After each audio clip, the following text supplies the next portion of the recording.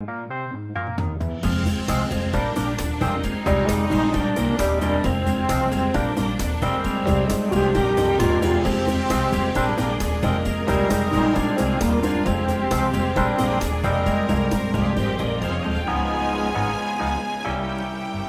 back to another day of Bible study as we are concluding now another week in our journey through the book of Nehemiah and the topic of reconstruct.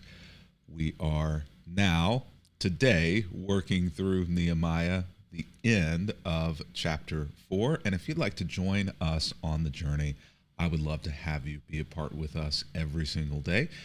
It's not too late to be a part and to find out all of the details. All that you need to do is visit that URL that's right there, go.christtable.today/reconstruct, and you can be with us each and every blow-by-blow step of the journey. And it has been crazy as we have taken a look at Nehemiah through a lens which is rare, but also, I think, obvious when you really just kind of step back and look at the text and just let it speak for itself. And today, like we said, we find ourselves, it said the end of chapter 4. We're at the end of chapter 5. Look how fast we're moving through. Today we find ourselves in Nehemiah chapter 5, the very end there, verses 14 through 19. Let's dig in. We have come to something of an interlude in the text of Nehemiah, where the wall has been being built. All of the resources, all of the attention, all of the money, all of the work has been focused directly on getting this wall around the city of Jerusalem reconstructed. And as we've said along the journey, we do not see anything in the text that leads us to believe that God was in favor of them building this wall, especially for the reasons in which they were building it, not for security and protection, but in order to keep people out and away from the truth of God. And we've said as well that there was more than enough evidence in the Old Testament of God saying his desire for this stage in Israel's progression and growth was that they would allow all people, every nation, every tribe, every tongue to come to God. So we have this interlude now in the text where the wall is half or more built, and Nehemiah has been a bit of a bad guy, a cautionary tale in the story. But we have this interlude here where Nehemiah seems to show us that he's a bit more complex, that he has some really redeeming and positive things that he's done and that are going on behind the scenes that may not be visible on the surface. And in our experience, whether it's CEOs or supervisors or spiritual leaders, we tend to only see the public side of them and may not know everything that goes on behind the scenes, that they're doing good or that they're doing well. Now, that doesn't excuse all of the idiocy, lunacy, and ungodly things that go on in public, but we may not be seeing the full picture either of who we are. Of who they are. So right after, Nehemiah calls the people on the carpet for doing kind of the same thing that he was doing and charging interest and not paying attention to the poor and how it affected them. Right after, Nehemiah gets all of the people to commit to going back to God's law and practicing it and not building wealth upon the backs of those people who could not in any way, shape, or form it. We find here in this interlude that Nehemiah, for the entire last 12 years, has been governor of Judah. From the 20th year of the 32nd year of the reign of King Artaxerxes, neither I nor my officials drew on our official food allowance. So Nehemiah is not just a supervisor rebuilding the wall. He's not just a cupbearer to the king of Persia, Artaxerxes, but he also is a governor, which means that he's in charge. Sanballat, who has had words with Nehemiah, is a governor. So is Tobiah. He's a governor as well. And so Nehemiah stands at the same rank as these individuals, and perhaps even maybe unofficially a higher rank because of his relationship to the king of Persia himself. Why we've not been told this up until now is interesting. What do we make of it? I don't know. Were they hiding it? Did Nehemiah not want it to be known? Certainly it seems as though the people knew that his rank was governor, but this has been withheld from us until now. But it's an important piece of information because of his rank as governor. He would have been entitled to essentially being taken care of by the taxes and by the people of the community. And being a rank of governor would have also allowed him the privilege of being well taken care of. There would have been taxes that would have been paid not just monetarily and financial resources, but also he would have been afforded wine. He would have been afforded a food allowance. He would have been, in fact, he's going to get into it right now, but he says that during this time, neither he nor his officials drew on his official food allowance. How he has the resources to do this, maybe he was independently wealthy, maybe the money that his family had previous to the captivity was allowed to be taken into Babylonia and then Persia. We just don't know. But for whatever reason, Nehemiah doesn't need to draw on the reserves of the people. And because he doesn't need to, he doesn't. Now he's going to throw the former guys under the bus. The former governors, in contrast, had laid heavy burdens on the people, demanding a daily ration of food and wine, besides 40 pieces of silver, which would not have been out of line, but if they didn't need it, it would have been seen as being improper, if not against the law of the Old Testament. Nehemiah sees it as taking advantage of the people, and perhaps likely it was. We'll take Nehemiah's word here for it. Even their assistants took advantage of the people. But because I feared God, I did not act that way. Now, Nehemiah may be being humble here, but Nehemiah may also be virtue signaling here as well. They didn't do this, or they did this. I didn't need to do this. They took advantage of the people, but because I fear God, I did not take advantage of the people. Now, to our best understanding, Nehemiah, highly unlikely, probable almost to the point of certain that Nehemiah did not write this book. Likely that Nehemiah wrote in a journal his experiences, kept a journal, and that the book of Nehemiah has been taken from Nehemiah's journal, and so it becomes something of a mix of first person, second person, third person, omniscient accounts, kind of a historian, a biographer, a biography, and an autobiography, all kind of mixed up into one. And so Nehemiah may have written these words. Nehemiah may have written these words in his journal, not expecting anyone to see them. Somebody may have written these words about Nehemiah, or may have written these words about Nehemiah from Nehemiah's words. Whatever reason and however way they were written, we still seem to get a clear indication here of who Nehemiah is, what his personality is, and how he functionally operates in the world and how he functionally operates in his faith. So we're grateful to him for acting in a way that here seems to be very ethical in his leadership as governor, but he kind of leverages that on his fear of God. And because he feared God, he did not act that way. Now, I think it's appropriate here for us to talk for a moment about fear of God, because the term fear of God is used a great deal in the Old Testament. And the fear of God is something that is often, if not always, in the Old Testament, put forth as being something that is a positive characteristic, which is a little odd for us because we tend and even prefer to think and see God as being a God of love, a father figure who has our best in mind rather than somebody who is to be feared. And so the fear of God translates to us in a way that does not comport with our general understanding and desire for who God is and what God's character is. So what we have to do is we have to kind of walk back for just a moment and say, well, what does fear of God mean? And there are two different ways to translate this. Fear of God is a belief that God is a danger or God is a threat, that he can be moved to anger or will take out punishment on those who make him upset or angry.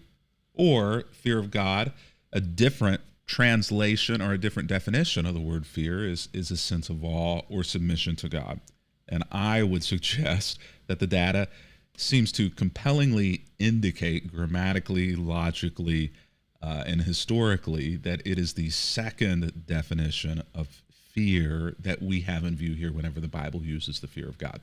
So because there is an understanding of God's greatness, of God's otherness, of God's omnipotence, omnipresence, omniscience, that means he's all-knowing, all-powerful, all-present, because of those attributes and more of God, there is an understanding that not only is there a God, but we are not that God, and we are finite in a way that God is not, that God is infinite, is infinite. And so because of that understanding of the difference between who and how we are and who and how God is, there is a sense from us of awe, of reverence, of inability to fully understand or comprehend. And so that drives us to a necessary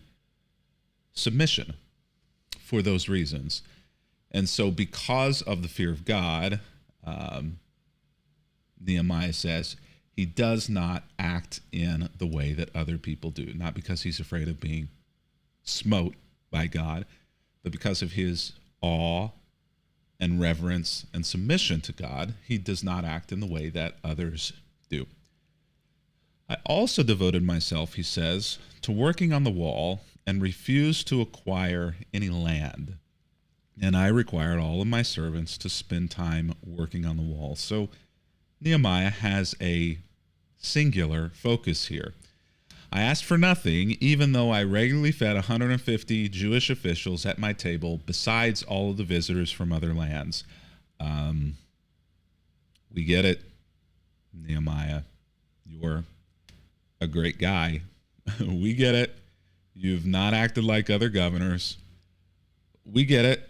It is because of your fear, one definition over the other, maybe a mix of both, as to why you're doing this. And we get it. You haven't taken any land. We get it. You required everybody to be a part of it. Your servants didn't get off the hook, and you asked for nothing. And we get it. You regularly fed not just a few Jewish officials, but 150 Jewish officials at your table. And we get it. It wasn't just that. It was all the visitors from other lands. It's almost as though Nehemiah's trying to really convince us he's a good guy.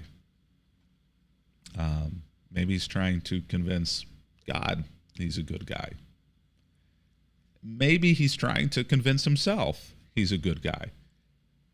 Now, I'm obviously reading into this here, but this is an interlude that has come from, if we're taking the text at its word, Nehemiah being a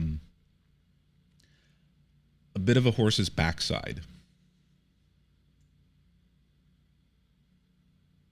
Leveraging God, making up stories about other people, and being even a bit like perhaps a taskmaster that hints at the Egyptian slavery. Now, we maybe oversold the case on Nehemiah's problems and deficiencies, but if we're thinking that, then the people might have thought that as well. So it's not a bad idea, maybe for the writer and for Nehemiah to remind us, to remind God, to remind himself that even though he may have done some things that weren't quite ethical or godly, that he did also do some things that were good. Maybe he's reminding himself he's a good guy. Maybe he's reminding God. Maybe he's reminding us. But, you know, it's an interlude. Nehemiah's had a tough go of it. And I think this interlude, as we'll see, will become important because as we move forward, Nehemiah is going to become even more of a cautionary tale. He's going to go off the rails from where we sit in our perception even more. And so this is interesting. The provisions I paid for each day, it's going on, included 1 ox, 6 choice sheep or goats, and a large number of poultry. And every 10 days we needed a large supply of all kinds of wine. Yet I refused to claim the governor's food allowance because the people already carried a heavy burden. Okay, Nehemiah, we get it. You have been a saint. Now, I'm being a little dramatic about this. Let's give Nehemiah his due here.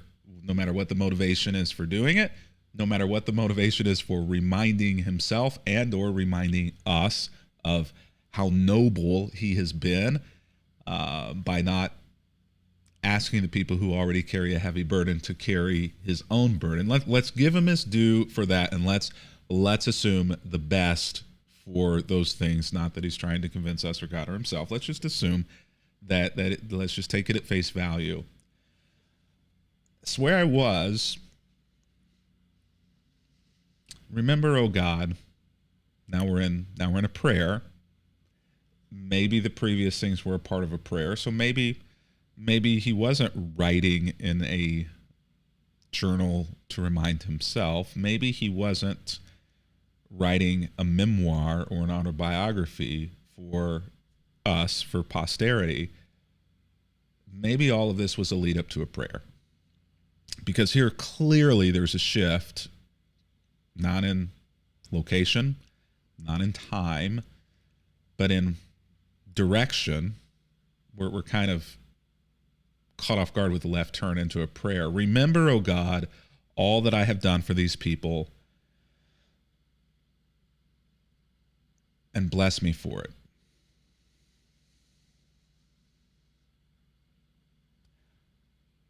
I don't want to oversell what's going on here. I don't want to make too much of it, but I also don't want to make too little of it. We have on record prayers like this, especially in the Old Testament. We've given and made prayers like this ourselves, right? Where we felt we were being scrutinized, and maybe to our perspective, we were being scrutinized in ways that were unfair. And so we feel the need to defend ourselves and our record and point out things that other people may not have seen. So Nehemiah does that, perhaps feeling scrutinized by his conscience, by God, by the people. Reminds all of the good things in order to balance out the bad things, all of the things that I've done for these people. Remember those things, O God. Bless me for it. Comes down to, in a way, the perception that Nehemiah has a transactional relationship with God. Nehemiah does the right thing, says the right thing, makes God happy, God blesses him. Nehemiah does the wrong thing, God sees the wrong thing, pays attention to the wrong thing, and God curses him. This is something of the God that we see them perceiving in the Old Testament. And so it's not out of line that Nehemiah would see God in that way. And yet it tells us a lot about how Nehemiah, I think, views himself and views his relationship with God, to believe that perhaps the scale of justice in God's eyes would be tipped in the wrong direction against Nehemiah, and so he needs to remind God of all of these things. And even to leverage God to bless him for it.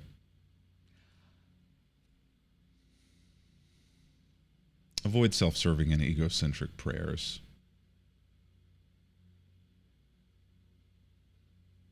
Why does Nehemiah pray this prayer? Things are off somewhere in the matrix of Nehemiah's heart or of Nehemiah's work. There is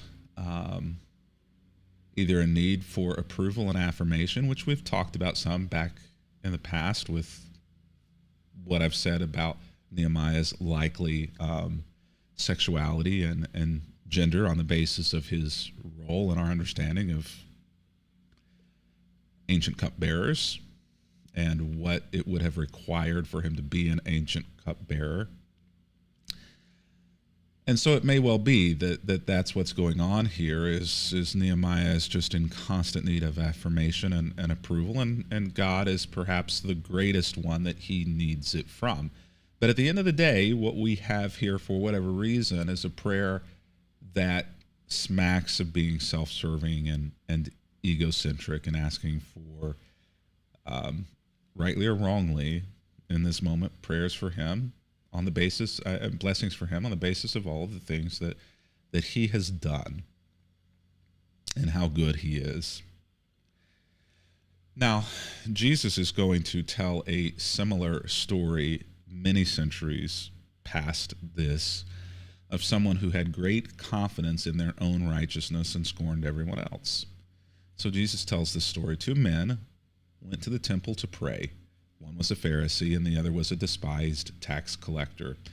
The Pharisee stood by himself and prayed this prayer, which I think is one of the most haunting and also most humorous prayers in Scripture. The Pharisee prays this prayer: I thank God that I am not like other people, cheaters, sinners, adulterers. Now remember, he's praying in public so that everyone can see, and there are two men there who are in the area of this public space praying. So the Pharisee stands up in public, shouts aloud so that all can hear, I thank God that I'm not like other people, cheaters, sinners, adulterers, and there were probably cheaters and sinners and adulterers around. But then it's almost as though he opens his eyes, looks at the other man who's there praying, and says, I'm certainly not like that tax collector over there. And then he tells us why. I fast twice a week. I give you 1/10 of my income. But the tax collector stood at a distance, dared not even to lift his eyes to look around to see who was there, let alone heaven. And as he prayed, instead, this is a prayer of not comparison, but of contrast. Instead, he beat his chest in sorrow, saying, and look at how short this prayer is, and look at the foundational words to it. O God, be merciful to me, for I'm a sinner. Pharisee's prayer was self-centered. This prayer, God-centered. This prayer fears God. I tell you this, Jesus says, giving a commentary now, and pay attention. I tell you this, sinner, not the Pharisee returned home to be justified before God. For those who exalt themselves will be humbled, and those who humble themselves will be exalted. Those who exalt themselves will be humbled, and those who humble themselves will be exalted. We're going to need to keep that line from God through the words of Jesus in mind as we go forward. Those who are humbled are exalted, and those who exalt themselves are humbled. And this will be Nehemiah. Till tomorrow, or I guess next week. Happy reading.